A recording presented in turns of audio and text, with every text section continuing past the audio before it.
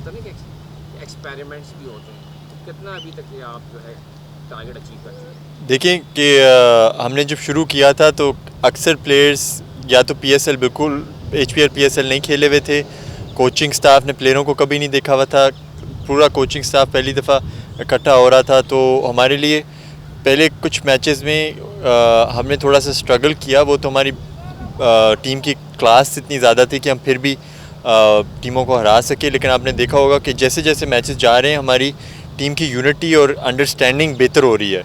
जो हमारे last match में एग्जीक्यूशन थी प्लान्स की पिंडीज़ के ख़िलाफ़, आपने देखा हमने उनके 5-6 जल्दी आउट कर लिए थे, जिसकी वजह से वो 250 वाली विकेट पे सिर्फ 180 कर सके।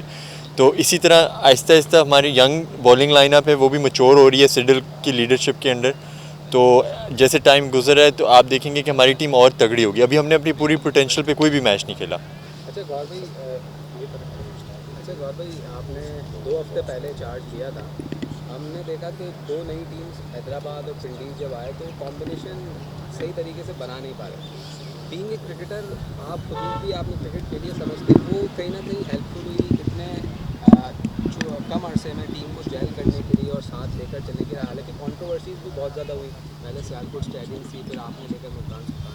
अच्छा, इसमें मैं एक चीज़ ऐड करूँगा कि हमारी सबसे कम प्लेयर्स इकट्ठे खेले हुए थे। अगर आप पिंडीज़ की भी टीम देखें तो उसमें पिछले साल मुल्तान की टीम है वो 5-6 लड़के एक साथ एक यूनिट में खेले हुए थे हमारे जो। और दूसरा जो हैदराबाद की भी टीम है उसमें 4-5 जो कराची के लड़के हैं वो सारे बचपन से इकट्ठे खेलते आ रहे हैं। हमारी टीम में कोई ऐसा कॉम्बिनेशन नहीं था। एशन टर्नर सिर्फ मुल्तान की टीम में लास्ट ईयर खेला था, बाकी सब लड़के इकट्ठे पहली दफ़ा आके जेल हो रहे थे। तो उसके बावजूद जब हमने उनको समझाया कि आपने दिलेरी से खेलना है, ब्रेवरी के साथ खेलना है, आपने देखा कि एशन टर्नर की पिछले साल 5 की एवरेज थी, इस साल उसकी 130 की एवरेज है। शान मसूद की पिछले 2 सीज़न में 100 की स्ट्राइक रेट और 13 की एवरेज थी, इस साल उसकी 160-70 की स्ट्राइक रेट है और 50 की एवरेज है।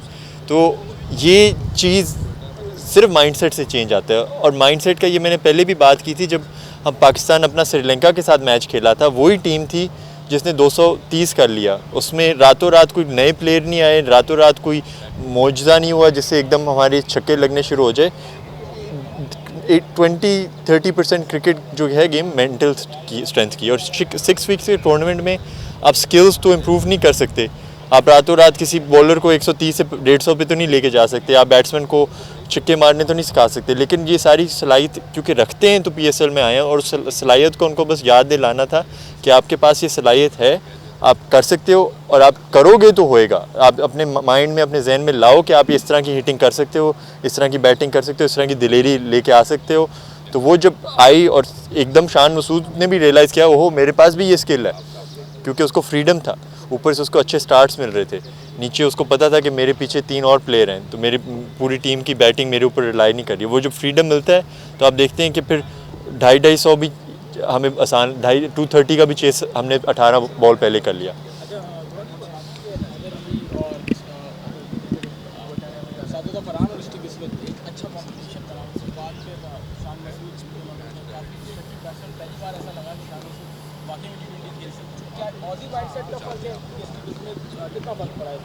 इसमें सर एशन टर्नर और टिम पेन को काफ़ी क्रेडिट जाएगा, क्योंकि जब हमने टोटल क्रिकेट की सीज़न शुरू होने से पहले बात की तो वो उन्होंने बड़ी जल्दी उसको पिक किया, इस मेंटालिटी को। पर्थ स्कॉचर्स भी एशन टर्नर की जो टीम है वो भी इसी तरह की तकरीबन मेंटालिटी से खेलती है। खैर उनके पास इतने बड़े नाम नहीं थे जितने जैसे हमारे ओपनिंग बैट्समैन के हैं, तो उसमें इंस्ट्रक्शंस जो ये थी, क्योंकि साहिबजादा और स्टीव स्मिथ कभी एक दूसरे के साथ खेलने नहीं हुए थे, थोड़ा सा लैंग्वेज भी बैरियर था, और स्टीव स्मिथ भी कोशिश करता है कि अपनी क्रिकेट पे फोकस करे, वो ज़्यादा गपशप ही नहीं है, और साहिबजादा भी बड़ा फोकस्ड है। तो उनको दोनों को जेल कराने में एशन टर्नर और टिम पेन का बड़ा रोल है कि उन्होंने दोनों को बिठा के इकट्ठे उनको गाइड किया। और उसमें जो उस मीटिंग से फीडबैक ये आई कि साहिबजादा को 4-5 बॉल ज़रा लगते हैं पिच को असेस करने में, और स्टीव स्मिथ कह रहा था कि मुझे अपनी गेम पे इतना बिलीफ है कि कोई भी विकेट हो, कोई भी बॉलर हो, कोई भी कंडीशन हो, मैं पहली बॉल से मार सकता हूँ। तो आप देखो कि 3 ओवरों के बाद साहिबजादा की स्ट्राइक रेट 130 की होती है, स्टीव स्मिथ की 200 की होती है, और 6 ओवरों के बाद दोनों की 200 के ऊपर होती है। तो ये उन दोनों ने वर्क अराउंड किया कि दोनों वर्ल्ड क्लास क्रिकेटर्स हैं, उन्हें मेरे ख्याल से कुछ घंटा लगा होगा नेट्स में ये वर्कआउट करने के लिए, और हमारी टीम को इसका फ़ायदा हो रहा है। शान के बारे में तो हमने यही बात बहुत की है। देखिए आपने एक बहुत बड़ा प्लेयर मिस कर दिया, जॉश फिलिपे, जो 5 साल पहले IPL भी खेला था, अब आके वो अपने ट्रू पोटेंशियल पे खेल रहा है। आपको पता है उसकी 16 इनिंग्स सब कॉन्टिनेंट में हायर स्कोर 15 था, लेकिन हमने उसको फिर भी बैक किया। हमने कहा कि आप ही विकेट कीपर हो टीम में, आप ही ने खेलना है, आप ही ने वन डाउन जाना है। और वो बीच में 2 मैचेस में फेल भी हुआ, लेकिन हमें मज़ा आया कि वो आते साथ उसने जिस तरह जायराना अंदाज से खेलने की कोशिश की। शान मसूद ने भी पहले मैच में रिवर्स स्वीप पे आउट हुआ 9 रन पे 9 रनर बॉल पे, और उस टाइम सबको लग रहा था कि यार ये गौहर शाह, टिम पेन गलत सिलेक्शन कर रहे हैं, शान मसूद की टोटल क्रिकेट में जगह नहीं बनती। और हमने उसी शान मसूद को रिजुविनेट किया, और उसमें शान भाई को भी क्रेडिट जाएगा। और उन्होंने हमें जो फीडबैक दिया, उन्होंने कहा कि मुझे पता था मैं ऐसे खेल सकता हूँ, मुझे लेकिन गाइडेंस की ज़रूरत होती है कि मैं एक ऐसा प्लेयर हूँ जो रिस्पॉन्ड करता है कि मुझे प्लान दिया जाए। क्योंकि जितना उनका दिमाग है, जितनी उनकी क्रिकेट की अंडरस्टैंडिंग है, जब आप उन्हें एक गाइडलाइन दे दो कि ये आपका रोल है, आप इसी रोल में करो, हमें आपसे एक्सपेक्टेशन है, आप इस रोल के बाहर जो हमें ज़रूरत नहीं है। अच्छा, और ये बताएं कि एक फ्रेंचाइज ऑनर्स के लिए क्या ये बहुत ज़रूरी या इम्पोर्टेंट होता है कि वो एक कॉर्नर को ही कप्तान रखें? क्योंकि हम ये देख रहे हैं कि सिर्फ आप नहीं, और फ्रेंचाइज ने भी कोई अब पाकिस्तान के किसी ऐसे खिलाड़ी को बहैसियत कप्तान ग्रूम नहीं कर रहे। अगर हम फ्रेंचाइज में देखें कि वो ग्रूम होकर मुस्तकबिल में हम देख सकें कि वो आपने भी करना। आपने बहुत अच्छा सवाल किया है कि एक तो कैप्टनसी की ग्रूमिंग, क्योंकि अब आप देखें कि एक जनरेशन हमारी जो बहुत अच्छी जनरेशन थी क्रिकेटर्स की, वो अब अपने जवाल की तरफ जा रही है। उनका करियर जो है वो एंड हो रहा है, और वो बड़ा अच्छा जनरेशन था। उन्होंने फाइनल्स भी हमें खेले, और चैम्पियंस ट्रॉफी वाली टीम के बाद यही जनरेशन ने टीम को 10 साल चलाया।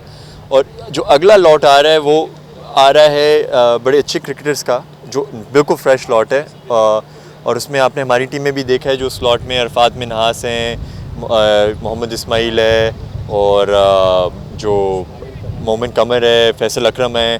दूसरी टीमों में आपने देखा समीर मिन्हास, मोहम्मद फ़ैक, मास सदाकत, सैम अयूबी यंग है। तो ये वाला लॉट आगे पाकिस्तान को सर्व करेगा। जहाँ तक कप्तानी की बात रही, देखिए हमने क्या किया, हमने सबसे दुनिया का बेस्ट कप्तान ला के कप्तान बनाया, जो फ्रेंचाइज क्रिकेट की स्टेटिस्टिकली और हिस्टोरिकली। अब उसका जो फ़ायदा हो रहा है उसकी लीडरशिप का, वो सब प्लेयर्स को हो रहा है। और हमने शान को वाइस कैप्टन बनाया क्योंकि वो ब्रिज था सारे कल्चर्स के बीच में। लेकिन उस टाइम पे हमने ये ज़रूर तय किया कि हम एक लीडरशिप ग्रुप बनाएंगे, जिसमें अरफात मिन्हास भी होगा, जिसमें जो है हमारे चंद 2-3 और लड़के, वसीम जूनियर भी होगा, जिसमें मोहम्मद नवाज़ भी होगा, जिन लोगों ने कोई किसी तरह की कप्तानी नहीं की। अब इस लीडरशिप ग्रुप में ये हो रहा है कि वो भी मीटिंग्स में बैठ रहे हैं, वो भी सोच रहे हैं, सीख रहे हैं कि एश्टन टर्नर कैसे टीम को चलाता है, टिम पेन कैसे चलाता है, स्टीव स्मिथ क्या सोचता है। तो बनिस्बत कि आप उन्हें तैयारी के बगैर आप उन्हें कप्तान बना दो, बेहतर ये होता है पहले वो सीखें। वो उनकी ये फास्ट ट्रैक लर्निंग हो रही है 8 हफ्ते में, और इंशाल्लाह यही लर्निंग फिर आहिस्ता आहिस्ता 1-2 साल में ये हमारी फ्रेंचाइज को कप्तानी करने के लिए रेडी होंगे। Thank you sir. Thank you sir.